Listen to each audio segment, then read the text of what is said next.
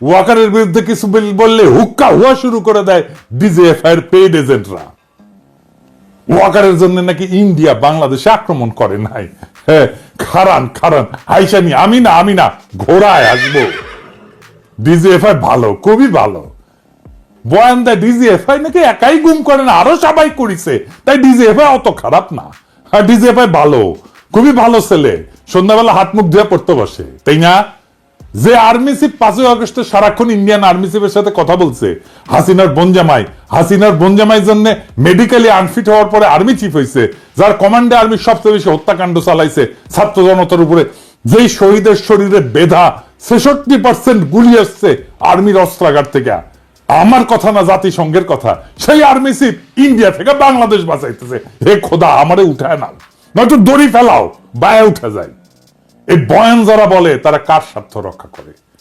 এই বয়ান যারা বলে তারা কার ক্রীড়নক? এই বয়ান যারা বলে তারা কার পুতুল? তাদের কি নাচায় আমরা জানি। ছাগল নাচে খুঁটির জন্য, আর এই খুঁটিটা কি সেটাও আমরা জানি। বাংলাদেশে হাসিনার পলায়নের সবচেয়ে বেশি ঝামেলা এখন কে পড়েছে? এটা বুঝলে আমরা সব রাজনীতি ফকফকা করে বুঝতে পারবো। সবচেয়ে বেশি ঝামেলায় পড়েছে মোদি। আন্দোলন বিপ্লব দমনে পুলিশের পোশাকে অন্য দেশের নাগরিকদের থাকার প্রমাণ মিলছে। আন্তর্জাতিক অপরাধ ট্রাইব্যুনালের চিফ প্রসিকিউটর বলছে নিজেই, প্রমাণ, অনুমান না। তার মানে প্রসিকিউশন হাসিনার বিরুদ্ধে না, ভারতের মোদিকে এখানে মামলায় ঢুকাবে। মোদির আরো সমস্যা আছে। বিএনপির সালাউদ্দিন সাহেবকে কিভাবে ঢাকা থেকে ধরে নেওয়ার পরে ইন্ডিয়া পাওয়া যায়, সুকরঞ্জন বালিকে কিভাবে হাইকোর্টের সামনে থেকে অপহরণ করার পরে ইন্ডিয়ার জেলে পাওয়া যায়। মোদিকে এটার জবাব দিতে হবে তো, ইন্ডিয়াকে রাষ্ট্র হিসেবে এটার জবাব দিতে হবে তো। হাসিনাকে তার দলের সব দুর্বৃত্তকে কেন আশ্রয় দিচ্ছে ইন্ডিয়া? আর কিভাবে বাংলাদেশের রাজনীতিতে হস্তক্ষেপ করছে সেটা তো আমরা জানি। হাসিনার অপরাধের সলিড এভিডেন্স পাওয়া গেছে জাতিসংঘ থেকে। আমরা করি নাই, প্রফেসর ইউনূস করে নাই, প্রফেসর ইউনূসের প্রশাসন করে নাই, করছে থার্ড পার্টি জাতিসংঘ। এইটার কোন যদি কিন্তু নাই, এর সে সলিড এভিডেন্স হয় না। বাংলাদেশের আদালতে বেইজ্জতি এটা মোদি ঠেকাইতে চায়। এইটা ভারত রাষ্ট্রের জন্য জরুরি। কিভাবে ঠেকাবে? একটাই রাস্তা আছে, প্রফেসর ইউনূসকে যত দ্রুত সম্ভব বিদায় দেওয়া।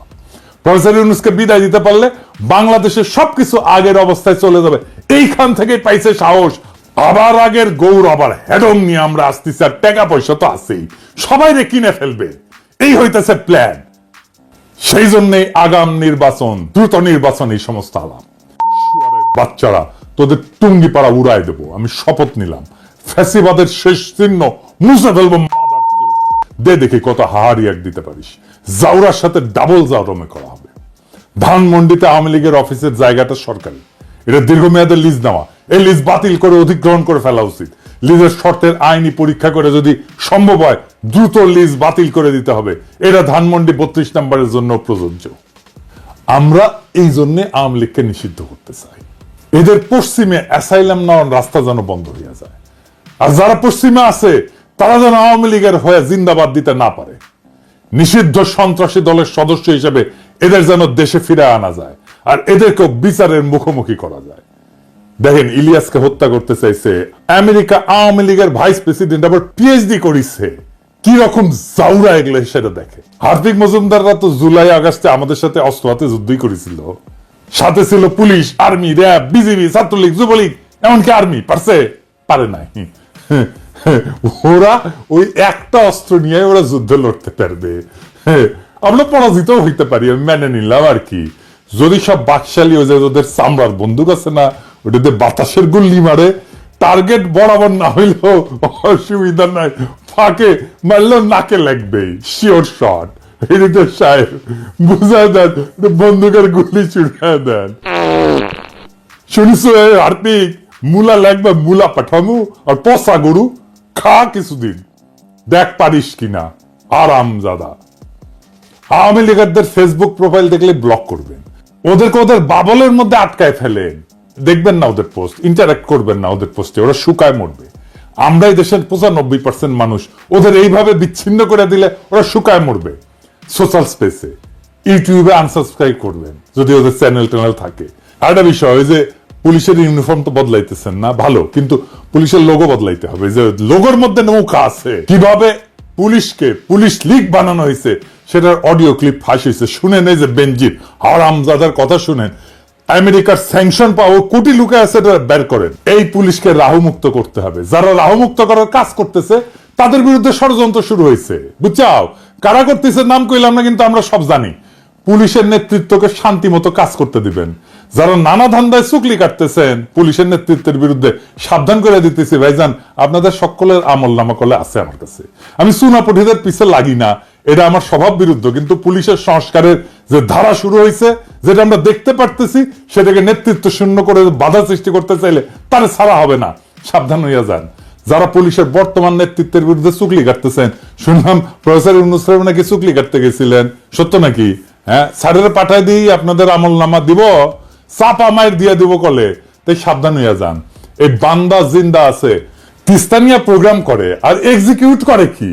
দ্রুত নির্বাচন আর প্রফেসর ইউনূসের দ্রুত বিদায়, এই ইন্ডিয়ান প্ল্যান এক্সিকিউট করে। আপনারা বুঝে হোক না বুঝে হোক ইন্ডিয়ান ব্যাগেজ কান্দে নিছেন। এই ব্যাগেজ আমরা মাইনা নেব না, কোনোদিন মাইনা নেব না।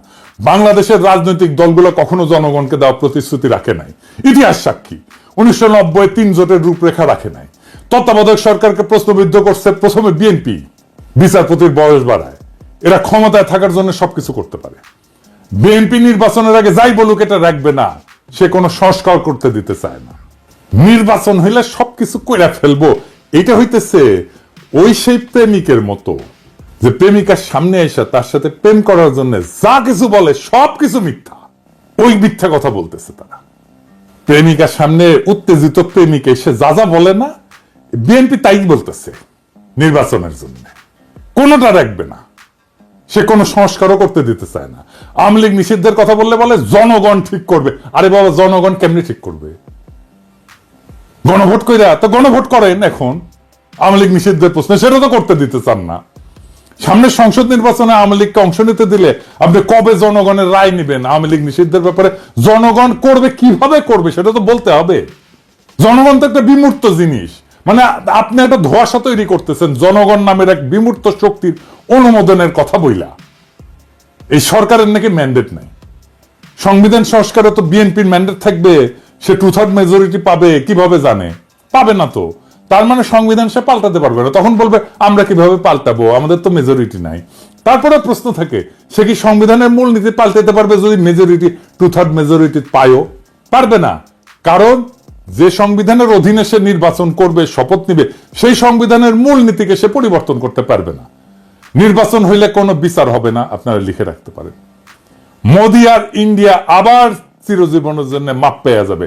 ওই সংবিধানে থাকবে ধর্মনিরপেক্ষতা, গণতন্ত্র, বাঙালি জাতীয়তাবাদ আর সমাজতন্ত্র। সেইটা আমাদেরকে এত রক্তের পর, বিপ্লবের পরেও আমাদেরকে ওই সংবিধানই টাইনা নিয়ে যাইতে হবে। মোদি আর ইন্ডিয়া চিরজীবনের জন্য মাপ পেয়ে যাবে। তাদের যে আমরা পাইরা ফেলতে পারছিলাম, সেই সুযোগ হেলায় আমরা হাতছাড়া করে ফেলবো। কম্প্রোমাইজ করে ফেলবে যারাই ক্ষমতায় আসুক।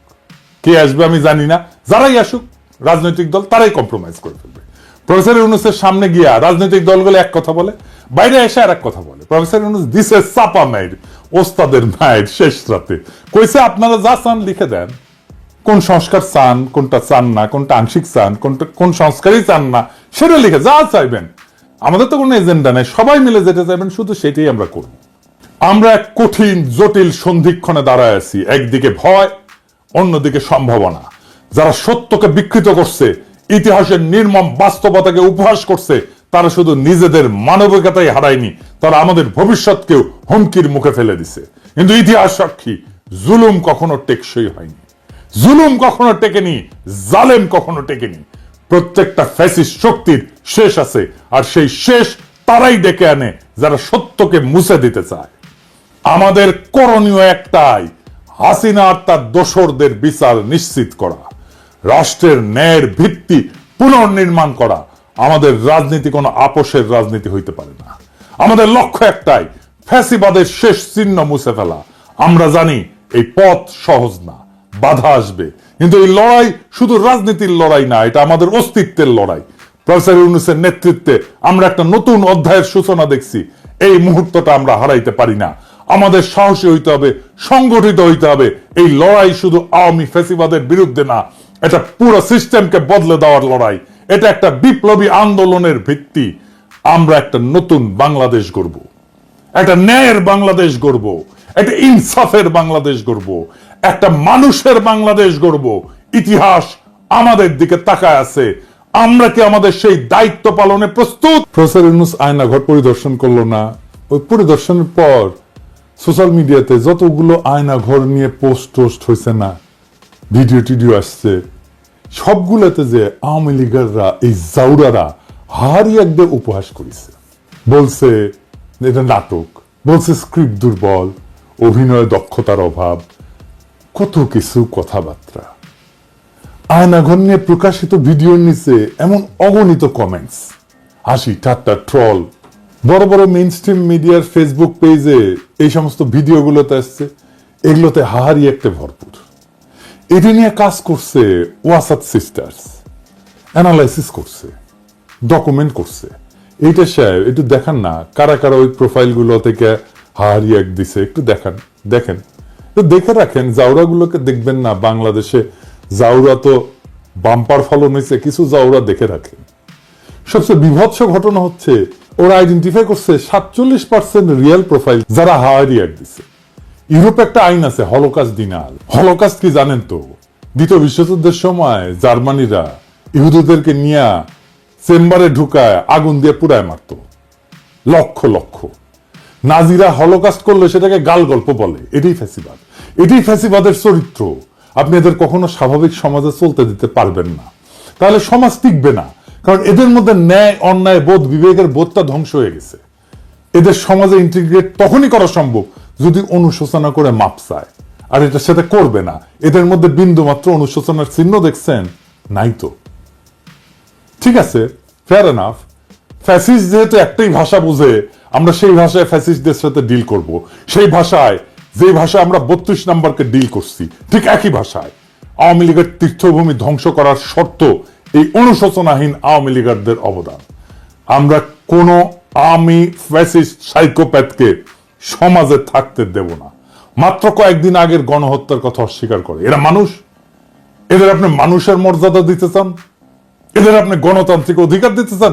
গ্রেপ্তার করে গ্রেপ্তারকৃত হতভাগ্যের স্ত্রীকে রোজা ভাঙ্গায় ধর্ষণ করে যে হাসিনার পুলিশ একবার না বারবার এই ভয়ঙ্কর ইতিহাস সামনে আসতেছে, সেই সময় বাংলাদেশে বসে হারি এক দেবে আর আমরা এটা মাইনে নেব?